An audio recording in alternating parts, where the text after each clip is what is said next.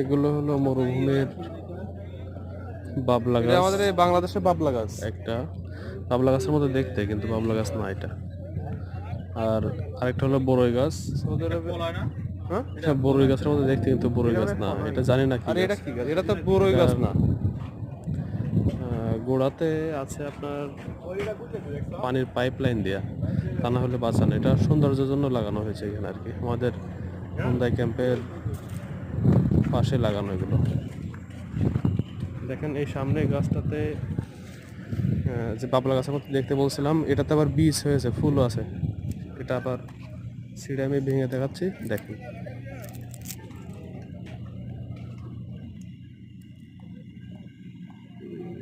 বাবলা গাছ না,